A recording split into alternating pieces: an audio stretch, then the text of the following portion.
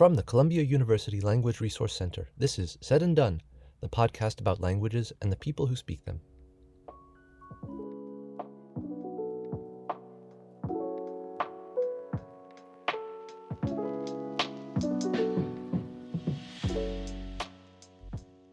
This is Said and Done. I'm Chris Kaiser, and this is part 2 of my conversation with Richard Payne. If you've not listened to part 1 yet, please go back and check out the episode titled Benuaq Part 1, A Chance Encounter. In part 2, Richard will go into the specifics of becoming a shaman. He'll describe the epistemology of the Benuaq people, that is, their way of knowing things about the world.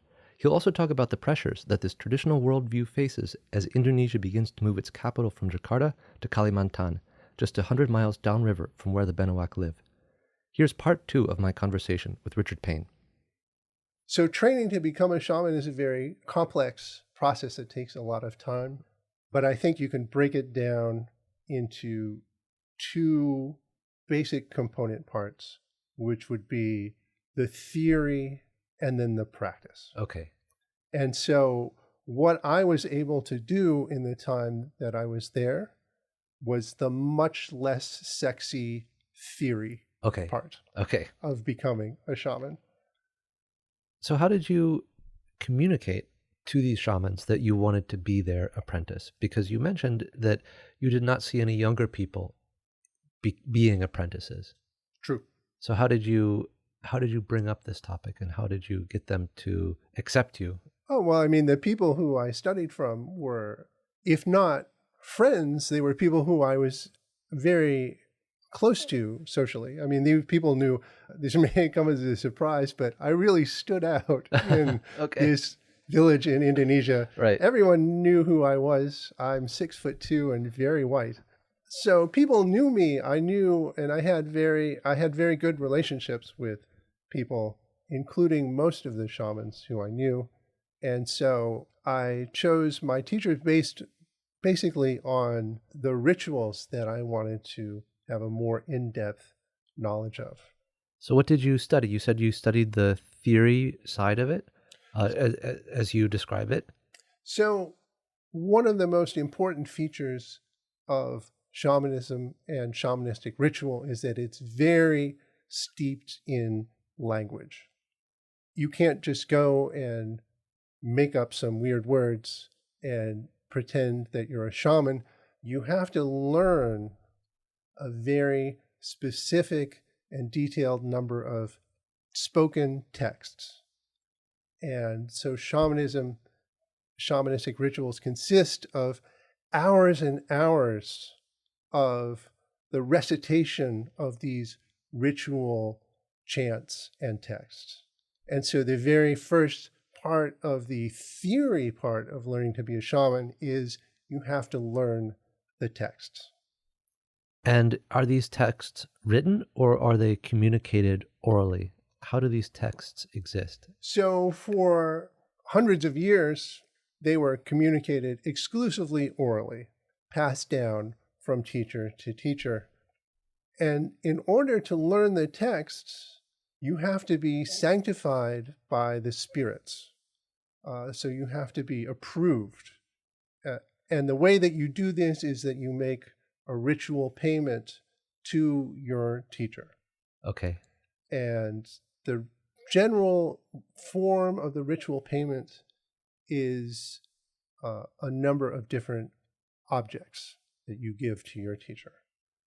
A bowl and a plate, a quantity of rice, quantity of sticky rice, a spear, a ceramic vase, a fish hook. A metal fish hook? A metal fish hook. Okay. And many of these items have a symbolic meaning or value. So the bowl is, the idea of the bowl is that it helps you hold the knowledge that you are to learn from your teacher. The sticky rice is supposed to help the knowledge stick that you're learning. And the fish hook, of course, is to help hook the knowledge, the words that your teacher is imparting to you. So these are spiritual gifts, and they're metaphorical gifts too. Yes. So once you've given this payment to the teacher, The teacher then basically recites a small liturgy to the spirits. To determine whether you are approved or not, right? Basically to ask for their permission. Okay. To say, this is Rick. He wants to study your Belian.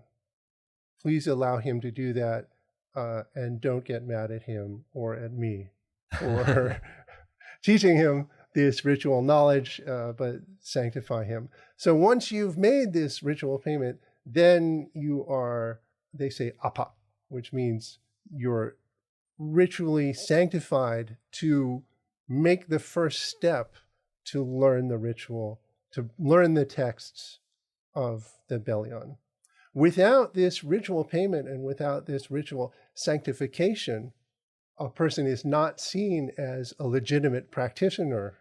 And if a person were to practice a Belian with, say, they had recorded the texts on the sidelines and then started doing it themselves, if a person were to do this without having made this ritual payment, the people there believe that the spirits would cause harm to that person. Wow. And also that their Belian would not be effective. So you definitely need to make the ritual payment. You have to be sanctified. And you need to be sanctified. In order to learn the texts before you practice them. What was the first Belian that you decided to study, and what was your payment for that? Let's see if I remember. I'm not sure about the first. The one that sticks in my mind the most is actually the last one that I studied. Okay. My teacher is a man named Pak Irang. Of the three teachers I had, he's the one who's still alive today.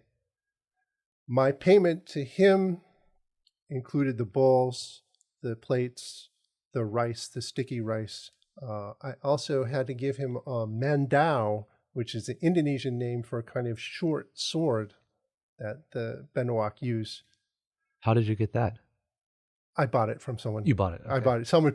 People make the mandaus, and they have intricately carved bone handles and then an iron blade. And then they come in a also very finely carved wooden sheath, and people still produce those. So I just knew someone who was making them, so I bought one from him and then presented that along with these other gifts as my ritual payment to Irang to study this particular Belian that he had studied from a very renowned and famous shaman who had passed away sometime before I first went to this region. And so what this part involved was sitting down with Irang in his house, and he had a book of this Belian. I should mention that Richard is pulling out a stack of papers stapled together.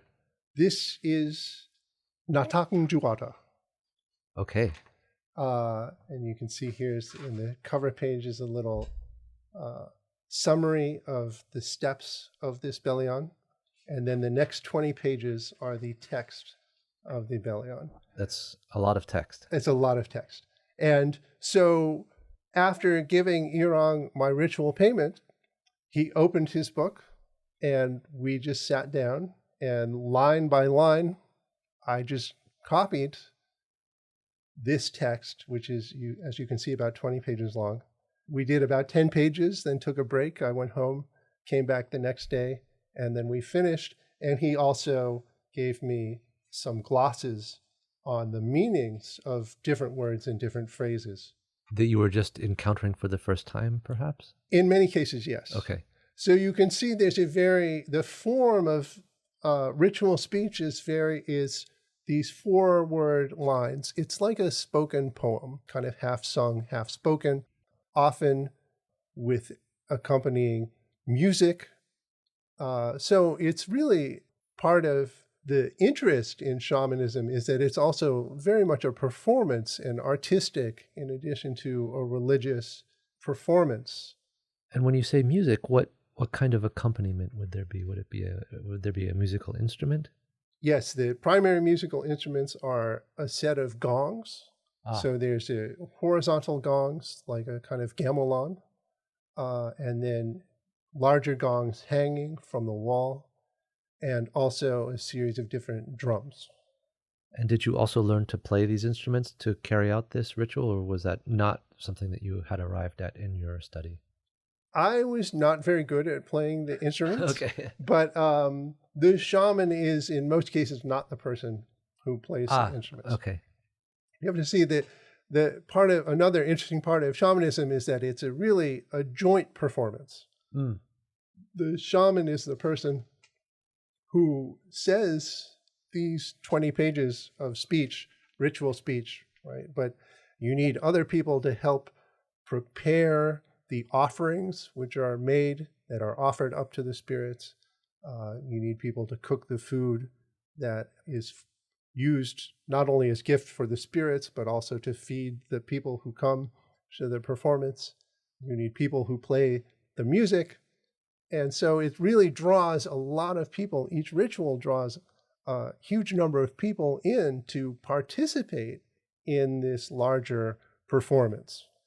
And is the shaman kind of the director of this performance, or is it more of a collective thing that comes about without any sort of person in charge of it? The shaman will give orders when necessary, but to a surprising extent, it really is a very collective, organic thing. People know what to do. And so they do what's necessary in a very collective spirit in order to carry out the ritual. So this particular ritual, the one that you brought here today, what is its purpose? What is its function? So the function of this ritual is, this is one of the 3 rituals usually done simultaneously to ensure the health and good fortune of young children. Okay, as you were talking about earlier. And this is a relatively short ritual.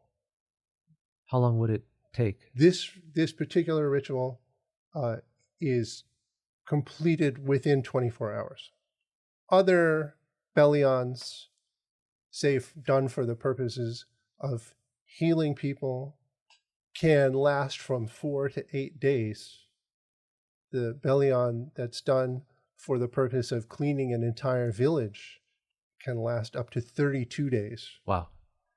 So this is the shortest, coming in at under 24 hours. Yeah. This is a relatively abbreviated ritual. And does the shaman need to be present for those 24 hours? Yes. Okay.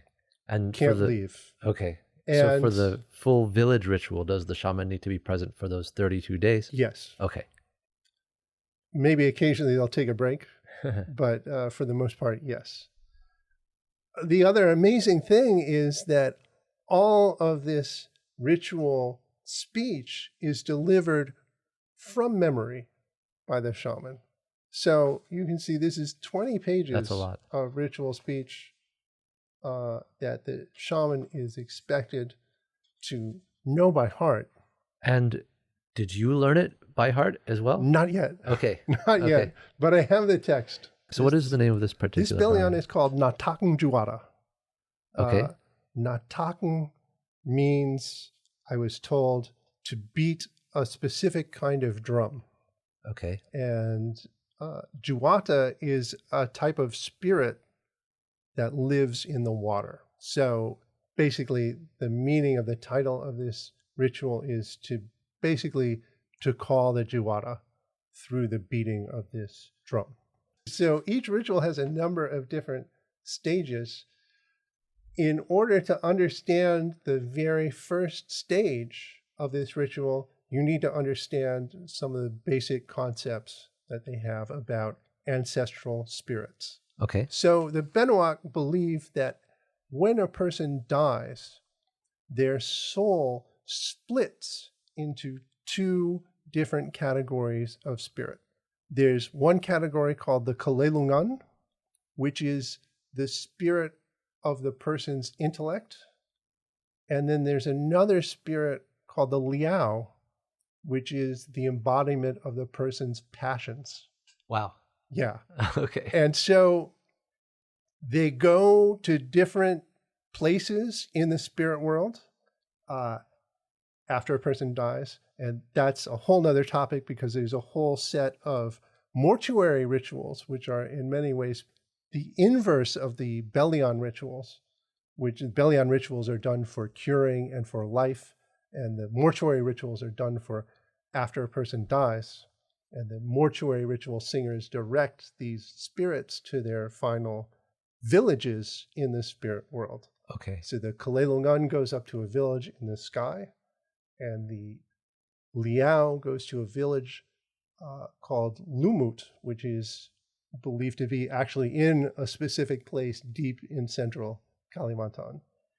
And the Kalelungan, as a spirit of the intellect, this is the ancestral spirit that people make supplications to in order to try to gain good fortune or gain health or prosperity, or they need help in some area of their lives. They would make an appeal to the Kalelungan. The Liao, as the spirits of the passions, are, while living in Lumut, sometimes come into the village and environment and are seen as potentially dangerous. They're easy to make them angry. Right. And when they get angry, they can cause misfortune and harm. Right. So this spiritual world exists in the physical world that people inhabit. There's not a transcendent, go to heaven kind of thing that's in a different dimension. No, it's an invisible world that's very much present in the real world. Okay. And what we think of as spirits, the deeper you ask people, you realize that in their ontology, what we would call spirits are people. They refer to them as people. They're just people in a kind of different ontological register. We can't see them, right? But they live in villages. They live lives very similar to the living, but just in this immaterial plane. So how do people understand their difference from spirits? How would a person who's not a spirit, how would a living person describe himself or herself? Well, a living person has a single soul that's called a juice. And although the juice, I say single, but it's actually partiable. One of the causes of illness is believed to be that part of your juice, your living soul, leaves your body or is stolen from your body by a spirit, or it can leave your body through a sudden start, if you're startled, if you fall. And often what people will do is what they say is cur juice, which is to grab the juice and push it back like into your head if you've had a sudden fall. Or a sudden start. Okay. Yeah. I was once sitting on our back porch, and there was like a hole in the slats, and my chair fell through the hole, and I very suddenly fell down, not much, just by a few inches. The people I was speaking with very quickly rushed in to push my juice back into my head so that it didn't leave my body, so that I didn't become sick because of this. This is a very interesting, different idea about health and illness. Right. It's one that really takes into account that there are other people living in our world in a kind of different reality, a different way of living. With this very different concept of the soul and the spirit. Okay. The living soul. So once you die, your juice no longer exists, but it becomes these two different spirits, Liao and Kalelungan.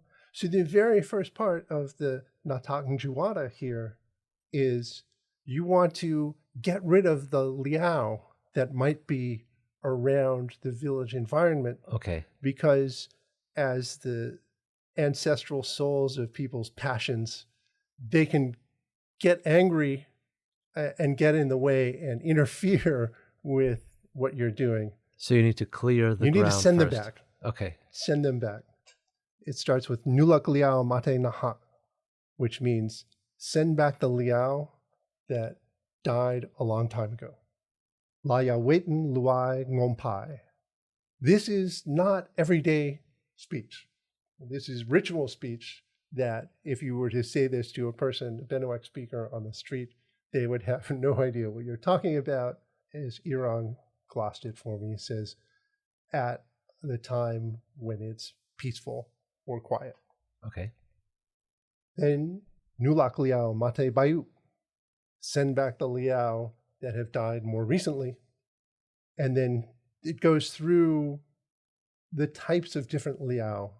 For example, Nulak Liao Mate Lotu, the souls of people who died because they fell.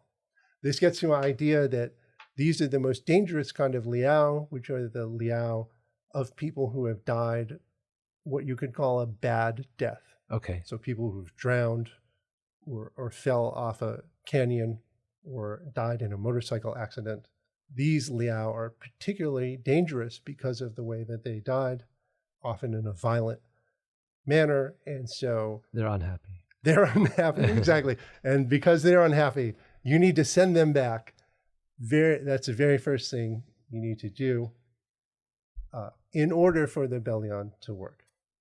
So once you've sent back the Liao, then there are a number of offerings that you need to make to the spirits. And you have to first ritually clean the offerings and then present them. And in return for this, the Juwata, who are the spirits in question, who live in the middle of the ocean, also in the waters, but the head Juwata lives in the middle of the ocean. Okay. The first thing that they do is that they bring juice, the living soul, to the children who are being Belianed. So, of course, the children are already alive, so they already have juice. But this tells us that juice is an additive. There's not a fixed quantity, but that you can add to a person's juice.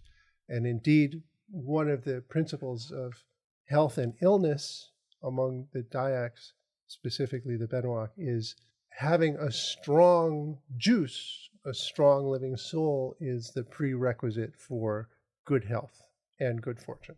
And you can add to that. You can get more of it. You can get more of it. And so the first thing that this ritual accomplishes is that the Juwata from their home in the ocean brings more juice to the children, right, so that their living souls are stronger than before the ritual. Does every child receive this ritual? Is there a reason why you would do it for a particular child?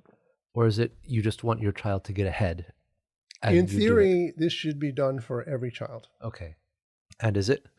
Perhaps less so these days. Okay. But this, along with another ritual, the Natak Juwata is, I should add, traditionally done by a man. There's another ritual done at the same time, conducted by a woman, which arrives at a similar sort of conclusion, but through a different ritual means and going to a different set of spirits. Okay. Just like there's a taxonomy of Belians, there's a whole taxonomy of spirits and spirit people.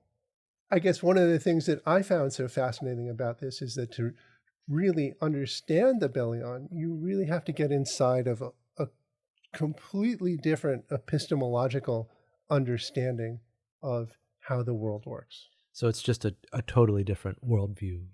I would say yes. And so what is one example of that you can pull out from the Belian, from the text of the Belian, that kind of gives you that notion or that idea? Well, just that you need to know, like, this difference between Liao and Kalelungan, what okay, they are. You need to know who the different spirit people are and what that even means. We tend to think of these things as supernatural, right? If we were to talk about this existing at all.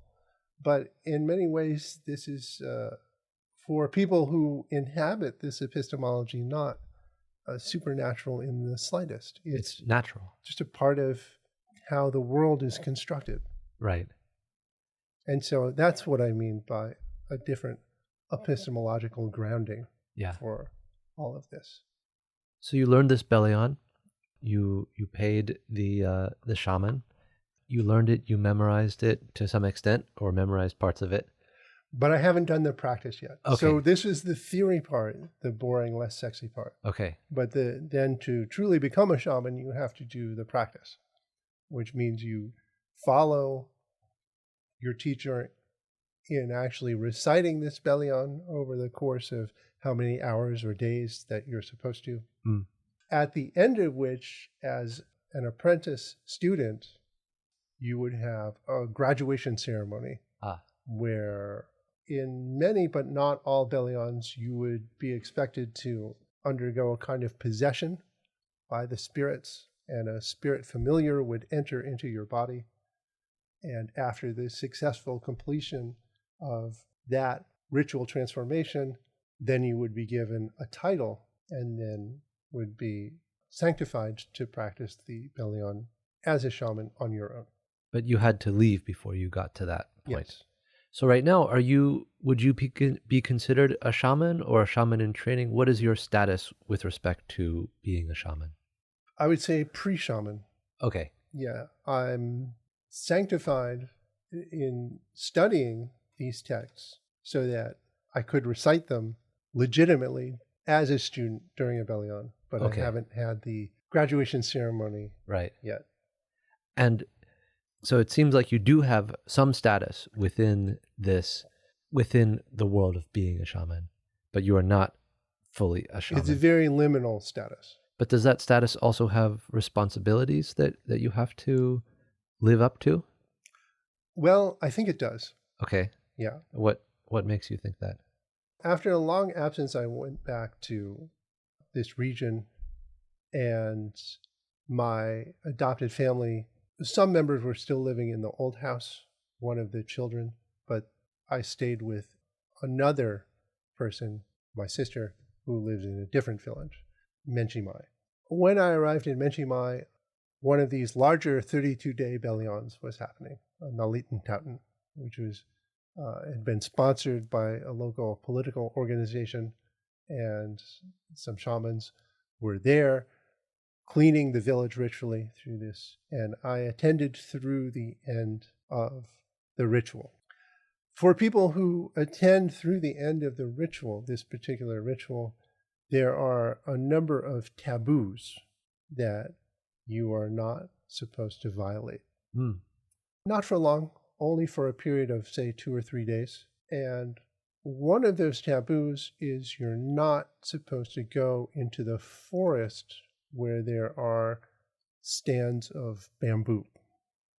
Bamboo is prickly, has some prickly hairs, and for complex reasons, many of the spirits in charge of the Belian don't like to be associated with bamboo, especially right after a Belian. So there's a taboo, don't go into the forest where there's bamboo. Right. When this Belian is occurring? For 3 days after. Okay. For 3 days after. So I violated that taboo. You did? Did you know that it was I a did. taboo? I did. But you violated it knowingly? I did. And I guess it was something of an experiment to ask the question, assuming that there might be spirits, would they be upset if I violated their taboo? Especially given the fact that I've studied a couple Belians, Right. 3 different rituals. When you violate a taboo, the expected consequence is that you will suffer a type of misfortune, an accident, but an accident that's beyond a kind of everyday accident. An unusual accident. An unusual accident, an unusually heavy or unfortunate accident. Okay. And this type of accident falls under the category of what they call taputen. So you violate a taboo, you can expect to suffer taputen. And taputen could be a tree branch falls on your head, or say you get bitten by a snake, or stung by a scorpion, Wow. or bitten by a poisonous centipede. In the worst case, taputen, I believe, can involve death. But in most cases, depending on the degree of violation, it's one of these, not every day, but a kind of accident you would want to avoid. But no one goes out and says, I want to get bit by a snake today, right? And that usually doesn't happen every day. But should you violate a taboo, that is what the kind of misfortune that you could expect. But it seems to me that going into the forest is probably not the worst thing. It's probably not the worst taboo that you can violate. Well, I don't know. I mean, I didn't know. So I wanted to see what would happen. Would anything happen to me? I mean, most of the village community immediately violated this taboo. Many of the younger generation, I think, is completely unaware even of the existence of this taboo and probably wouldn't care if you told them. But considering that I had a personal history of studying the Belian, perhaps it would be more applicable to myself. Right. So I violated the taboo. I went into the woods the next day. I walked around down to the river, through the woods and back. Lots of bamboo, huge clumps of bamboo the size of trees, large trees. And what happened? So nothing happened to me immediately. So I thought, okay, so far so good. So then I borrowed a motorcycle from my family and my adopted family, and I drove down to Enkuni, my old village, where Gabriel, the son of Pak Barong, was living in the house that I used to live in. So I went to visit Gabriel, parked my motorcycle in front of the house, went to speak with him, and then went out to the village, the intersection of the road in front of our house, and a lot of my old friends were there, and I spent a lot of time talking with them. And one of them invited me to come along with them. They were going to go to the town and play billiards. Okay. I said, okay, I'll come. And I was going to ride with him on his motorcycle, my friend. So I said, just let me go put my motorcycle in the house because we were going to be gone into the night. So, I spent 2 years pushing a motorcycle around these villages, just wearing my sandals without any problem, something that I was very familiar with doing. Mm-hmm. I went to push the motorcycle up this slight grade to get it into the house. And there was about a 4-inch tall ridge of dirt created by some erosion. I pushed the motorcycle, the front wheel, up this little ridge. The motorcycle rolled back down. The kickstand was down, and the kickstand smashed into my big toe on my left foot. And you were wearing sandals? And I was wearing sandals. Okay, so it probably really hurt. Suddenly, searing pain. Wow. I look down, my toenail is cracked in half. Oh, gosh. And there's a volcano of blood. Oh, my gosh. Coming out of my toe. Wow. Extremely painful. So I tell my friend, sorry, I can't go play billiards with you because I'm having a medical problem. I go into the house and ask Gabriel to give me some medical assistance. Mm-hmm. Gabriel knows nothing about the fact that I went to this Belian in Menchi Mai, this other village, that I went into the woods in violation of this taboo. No, he's in a totally different place. This is a totally different village. Yeah. He bends down, he looks at my toe, and the first thing he says to me is, Rick, what did you do wow. to suffer this taputton? Yeah. So he knew that you'd violated the category with that this was a species of the category that you would expect had you violated a taboo. And what did you say? Well, I told him. And I violated a taboo. I'm not sure he was entirely convinced by that answer, but to me, that's the correct answer. Right. I knowingly violated the taboo. And you paid the consequences. I suffered the consequences that in this epistemology you would expect to suffer. Right. Had you knowingly broken a taboo. Wow. Of that kind. That's crazy. That's so cool. I mean, I'm sorry for your toe, but it is interesting that it was perceived that you had broken a taboo and that, he just saw the evidence of you having broken the taboo. He didn't know directly that you had done this. Exactly. He didn't know specifically what I had done, right? But knew just from the nature of this accident that I must have done something. So what was it that you did? So if you were to ask me, should you violate a taboo that angers the spirits, I would hedge my bets and say, no, don't do that. Don't do it. Yeah. As a shaman or as or a even shaman apprentice in training. shaman, or even, a kindergartner, a person who's still in middle school shaman, Right. not even close to his high school graduation. I would say, don't do that. Right. Yeah. So you mentioned that there are not a lot of, or really any young people who are training as shamans. Very few. And so what is you were there in 2005 through 2007, is that right? About then, yeah. And so going forward 10 years or 12 years from that, what is shamanism looking like today? And what is the usage of the Benuaq language looking like today? Well, it appears that the demand is still there for shamanistic knowledge and rituals, but the supply of ritual specialists is still decreasing. Mm-hmm. Many of the shamans I knew when I was first there in the aughts passed away. The younger ones have graduated to become more senior figures, but the overall number of practitioners is fewer. And one of the biggest sociological changes that happened from, say, the aughts to the teens is that there was a lot of in-migration to the region from other parts of Indonesia by non-Dayak people. So I mentioned earlier that you would take a riverboat from Samarinda, the provincial capital, 20 hours up the Mahakam River to this town, Malak. In the aughts, when I was first there, to drive from Malak to Menchimai, about a drive of about 20 miles, you would pass a number of villages. Each village was a discrete physical entity. There were buildings and then fields and forests separating those buildings from the next village. And today it's a continuous row of settlement.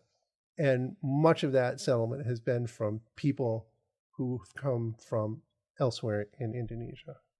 And one linguistic change that's brought is that in addition to the decline in shamanistic knowledge and practice, young people in this immediate area are also, young Benuaq people are not speaking Benuaq or not learning to speak as other than passive speakers. So when they speak with each other today, what language do they typically use? Is it Indonesian? Indonesian. Okay. And I found that whereas before all children spoke Benuaq to each other, with my neighbors' children, I would speak to them in Benuaq. They clearly understood what I was saying, and they would reply to me in Indonesian. And other people said that they were surprised that young Benuaq speakers today were not speaking the language, were even having difficulty with a lot of these glottal stops like natakn, which is not something that native Indonesian or Javanese speakers can say. They don't have these glottal stops. Okay. So a Javanese person or anyone from elsewhere in Indonesia can't really say these glottal stops very easily. So they would just say natang instead of natakn. And one person told me that this is now common among Benuaq children as well. So another sign of linguistic decline that wasn't there in the earlier decade of this century. So if you look today in our current year of 2022, at what age do people speak Benuaq, who are clearly people who are, in their 50s and 60s and 70s? Sounds like they would use Benuaq. Yeah. Seems like children who are in their teens might use Indonesian. Yeah. So is there today, where is kind of the transition age between these two language preferences? I'm not sure, but probably somewhere in the 20s. Okay. Yeah. So someone who's my age of 38 would be likely to use Benuaq even today. Yes. Okay. But somebody who's 18 would it's not. less likely. Less likely. Yeah. So it seems that it's becoming more of a passive language. Right. I understand. At least in areas that are closest to the center of in-migration. What about For villages that are farther away from that, I don't know. I wasn't able to visit. So as the language has changed, has the prevalence of this shamanistic practice also changed, or does that continue? And is it preserving a language? It seems not. In the aughts, the Belian Sentiu was the Belian that was most commonly practiced or most commonly learned. Mm-hmm. And one reason for that is that it's the ritual language is primarily Malay, so closer to the national language of Indonesian, so is perhaps easier to learn than some of these other Belians, which incorporate phrases and words from other Dayak languages that have no meaning to people in daily speech. But I was surprised to learn that even the Belian Sentiu today does not seem to have a large number of students. So even the most commonly studied Belians of 20 years ago seem to be less commonly studied today. And do you think this is because of in-migration, because of the rise of mobile technology, because of... Well, there's so many different reasons. Okay. We don't need to go into... There's so many different reasons, but it kind of seemed like one factor is that before the Indonesian nation, while everyone was proudly a citizen or member of Indonesia, there was also a sense in which the larger nation was at a distance. Okay. It was downriver. Yeah.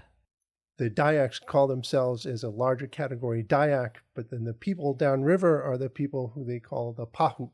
And even the national language, they would call not Bahasa Indonesia, the language of Indonesia, but Bahasa Pahu, the language of the people downriver. There's a sense in which the Indonesian nation has kind of moved in more fully and is now no longer separated by this distance, this upriver, downriver dichotomy. And so there's a sense in which the local cultural and linguistic environment is being enveloped by the nation state. And this is only going to continue because, as you may be aware, within the last couple of years, the president of Indonesia, Jokowi, announced that they were going to move the capital of Indonesia out of Jakarta. Right. Because Jakarta is a morass of terrible traffic and it's sinking into the ocean. And so the location for the new capital, which is going to be called Nusantara, is basically within 100 miles of these Benuaq villages. It's going to be just down the road. Right. So this sense of the Benuaq Dayak cultural environment, if it's being swallowed or enveloped by the nation state now, that process is only going to accelerate as they build this new capital just down the road from the Benuaq world. Well, Richard, this has been a fascinating look into a language and a culture and a people. And I thank you so much for coming here and speaking with me. Chris, thank you so much for having me. It's been fun.